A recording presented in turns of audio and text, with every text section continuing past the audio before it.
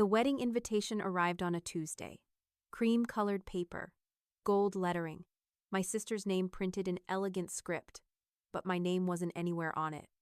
I held that invitation for 20 minutes, reading it over and over, searching for some mistake, some oversight, some explanation for why the sister I'd shared a room with for 18 years had planned her entire wedding without including me.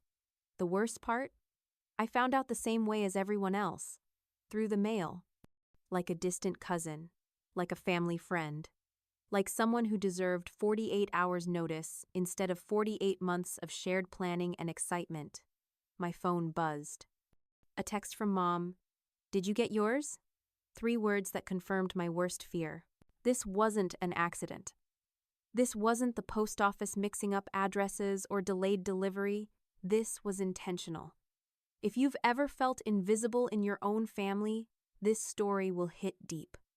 If you've ever wondered how someone you love could cut you out of the biggest day of their life, keep listening. Because what I discovered about that wedding invitation changed everything I thought I knew about family, forgiveness, and the secrets people keep to protect themselves. And it started with a conversation I was never supposed to hear. Growing up, Melissa and I were inseparable. 2 years apart, but people often mistook us for twins. Same dark hair, same stubborn chin, same way of finishing each other's sentences before we'd even started talking. We shared everything. Clothes, secrets, dreams about our future weddings where we'd be each other's maid of honor. "Promise me," Melissa would say when we were teenagers, "promise me you'll stand beside me when I get married." Obviously, I'd laugh. Who else would keep you from tripping over your dress? Those promises felt unbreakable then. Sacred even. But something shifted when we became adults. Melissa moved to Portland for college and stayed. I went to community college locally. Then got my nursing degree. Then married David and had the kids. Different paths, different priorities, but still sisters, still close. Or so I thought. The first crack appeared 2 years ago at Christmas. Melissa brought Jake home for the first time. Tall, quiet, worked in tech. Nice enough, but there was something about the way he looked at our family. Like he was studying us, taking notes. "Your family is so loud," he told Melissa later, thinking I couldn't hear from the kitchen. "They mean well," she replied, but her voice carried an apology I'd never heard before. Loud. As if love expressed enthusiastically was somehow embarrassing. Mom's excited questions about his job, Dad's terrible jokes, my kids' endless chatter about school and friends. The warmth that had always defined our family gatherings suddenly felt too much. I watched Melissa change after that visit. Phone calls became shorter. Holiday visits felt stilted. She'd correct Mom's grammar mid-sentence or shush the kids when they got excited about showing her their latest drawings. "Melissa's growing up?" Mom would say when I mentioned the changes. "Finding herself." But it felt more like she was losing herself. Or maybe losing us. The engagement announcement came through a group text 6 months ago. Jake proposed. "We're thinking fall wedding. Small ceremony. Very intimate. Small. Intimate." Words that should have included the sister who'd shared every other major moment of her life. I texted back immediately. "Congratulations. When do we start planning?" Her response took 3 hours. "Thanks. We're keeping it simple. Probably just immediate family." Immediate family. I stared at those words, trying to decode their meaning. Wasn't I immediate family? Over the following months, I'd hint about the wedding. Ask about dates, venues, dress shopping. Melissa would give vague answers or change the subject entirely. "We're still figuring things out," became her standard response. I told myself she was overwhelmed. Wedding planning was stressful. She'd include me when she was ready. I was patient, understanding, the supportive big sister I'd always been. Right up until that cream-colored invitation arrived, addressed to the Johnson family, like we were neighbors instead of her only sister and lifelong best friend. The invitation listed the date. October 15th, 2 weeks away. 2 weeks to find something to wear, arrange childcare, book time off work, and pretend my heart wasn't completely shattered.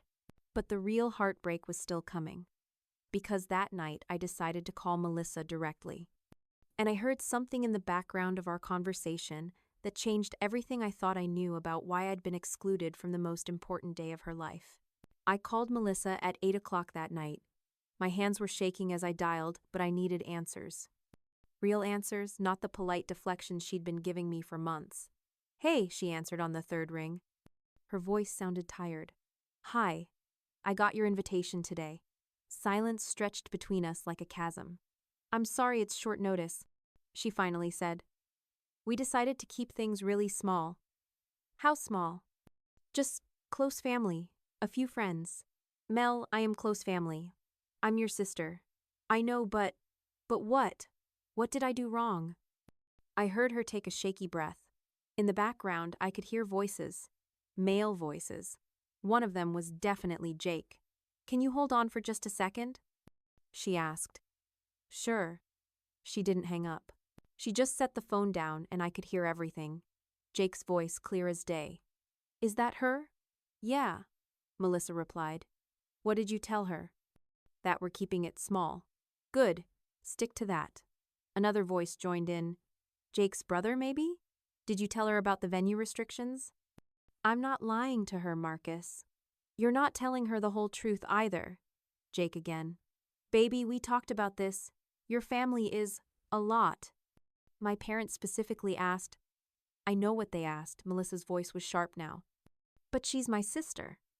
And my parents offered to pay for the entire wedding if we kept the guest list to people who would fit with their expectations." My blood went cold. Fit with their expectations. Marcus laughed. Actually laughed. "Dude, remember Christmas? Her kids were climbing on furniture, her husband was arguing about politics, and her mom kept asking your mom about her plastic surgery. They were being friendly," Melissa said weakly. "They were being embarrassing," Jake corrected. "Look, I love you, but your family doesn't understand boundaries. My parents' friends expect a certain atmosphere." "What kind of atmosphere?" Melissa's voice was barely a whisper. "Refined. Quiet. Adult. Adult." As if having children and expressing joy made us somehow less mature. "My parents are paying $60,000 for this wedding," Jake continued. "They get to decide who creates the right impression." I felt sick. Physically, nauseously sick. My sister. The girl who used to sneak into my bed during thunderstorms. Who cried when I got my first period because she thought it meant I was dying. Who called me her best friend until the day she met Jake. Was choosing money over family. "But what do I tell her?" Melissa asked. "Tell her whatever you need to tell her. Just make sure she understands this is how it has to be." I hung up before I could hear any more. But I'd heard enough. The next few days passed in a blur of hurt and anger. I couldn't eat. Couldn't sleep. Couldn't look at my kids without thinking about how Jake's family saw them as embarrassments instead of the bright, loving children they were. David tried to comfort me. Maybe we misunderstood. Maybe. I heard what I heard. So what are you gonna do? That was the question, wasn't it? What do you do when someone you love chooses to be ashamed of you? I thought about calling Mom, but she was so excited about the wedding. She'd already bought a new dress, gotten her hair done, planned to take Friday off work to help with last-minute preparations. She had no idea she was being excluded for the same reasons I was. For being too loud, too emotional, too much ourselves. The invitation sat on my kitchen counter like evidence of everything I'd apparently done wrong, just by existing as I'd always existed. But then something interesting happened. 3 days before the wedding, Melissa called me. And this time, she was crying. "Everything's falling apart," Melissa sobbed into the phone. It was Thursday night. The wedding was Saturday. What happened? Despite everything, my protective big sister instincts kicked in immediately. Jake's parents. They've been. God, Sarah, I don't even know how to say this. Just say it. They've been planning a completely different wedding than what I wanted, without asking me. Without including me. I sat down hard on my kitchen chair. What do you mean? Remember how I told you we were having the ceremony at that little garden venue downtown? Yeah. That was never the plan. They booked their country club without telling us. The one with the $50,000 membership fee and the dress code and the list of approved vendors. My heart started racing. "Melissa, There's more. Her voice cracked. They hired a wedding planner. She called me today to go over final details, and half the people on the guest list are strangers. Jake's parents' business associates. They're neighbors. People I've never even met. What about your guest list? That's just it. There is no guest list from our side. They said the venue had limited capacity, so they had to make difficult choices. But somehow there's room for Jake's dad's golf partners and his mom's book club. The pieces were clicking together with sickening clarity. Mel, how many people from our family are invited? Silence. Melissa, how many? Just you and David and the kids, Mom and Dad? That's it? What about Aunt Linda, Uncle Pete, your cousins? They said we needed to prioritize people who would enhance the experience. I felt like I was going to throw up. And you agreed to this? I didn't know. She exploded. I thought I was planning my own wedding. Every time I suggested something, they'd say, let us handle it, or we know what works best, or trust us. We've done this before. I thought they were being generous. They were being controlling. I know that now. Her sobs intensified. Sarah, I've been so stupid, so blind. I let them make me ashamed of our family, and now I don't even recognize the wedding I'm supposed to have in 2 days. My anger began shifting into something else, something that felt like opportunity. What do you want to do? I don't know. Jake keeps saying it's too late to change anything. That will offend his parents. That we should just go through with it and have the marriage we want afterward. What do you want, Mel? Not Jake. Not his parents. You. She was quiet for so long I thought the call had dropped. I want our family there, she whispered finally. All of them. I want Mom to cry during the vows. I want Dad to tell his terrible jokes at the reception. I want your kids to dance badly and eat too much cake. I want Uncle Pete to sing off-key karaoke and Aunt Linda to take 1,000,000 pictures.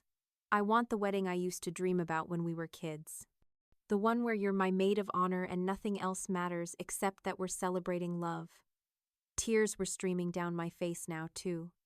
Then let's make that happen. But how? Everything's already paid for, the venue, the catering, the flowers. Melissa. I interrupted her spiral. Do you love Jake? Yes, but does he love you enough to choose you over his parents' money? Another long pause. I guess we're about to find out. Call everyone. Right now. Tonight. Tell them the truth about what's been happening and ask them to come to a real wedding. Where? When? How? Leave that to me. Just make the calls. For the first time in months, Melissa sounded like my little sister again. You'd do that for me? After everything? Mel, you're my sister. That's never changed, even when you forgot it for a while. I love you, Sarah. I love you too. Now let's go save your wedding. Friday night, our family worked miracles. Dad called his buddy who owned the local community center. Mom and Aunt Linda hit every grocery store in town for flowers, candles, and white tablecloths. Uncle Pete rounded up his band equipment, and my kids made hand-painted signs that said Melissa and Jake, in crooked letters that were more beautiful than any professional calligraphy. Melissa had called Jake Thursday night and told him everything. About the conversation I'd overheard, about feeling erased from her own wedding, about what she really wanted. To his credit, Jake chose love over money. I had no idea my parents were being so controlling, he told me Friday evening as we arranged folding chairs. I thought they were just trying to help. Sometimes help looks a lot like control, I replied, not unkindly. Melissa told me what I said about your family, about fitting expectations. He stopped working and looked at me directly. I was wrong. I was so focused on impressing my parents that I forgot what really matters. Saturday morning dawned clear and perfect. Jake's parents were furious, of course. They threatened to cut him off financially, to disown him, to ruin his career. But Jake stood firm.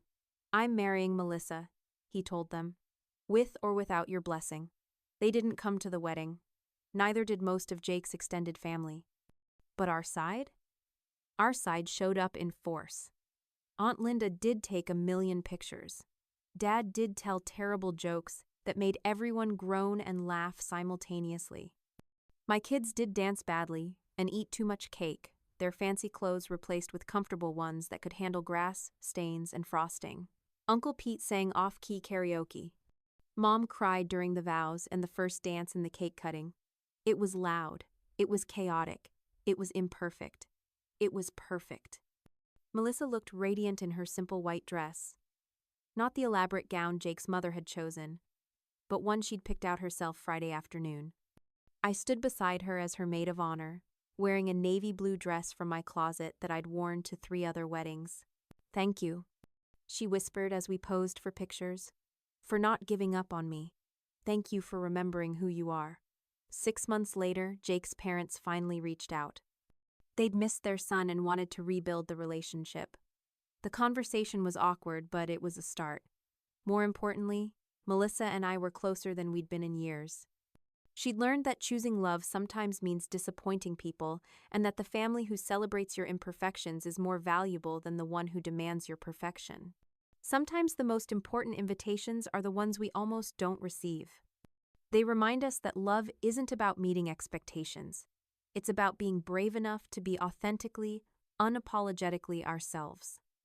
If you've ever felt like you had to shrink yourself to fit someone else's idea of acceptable, remember, the right people will always make room for all of who you are.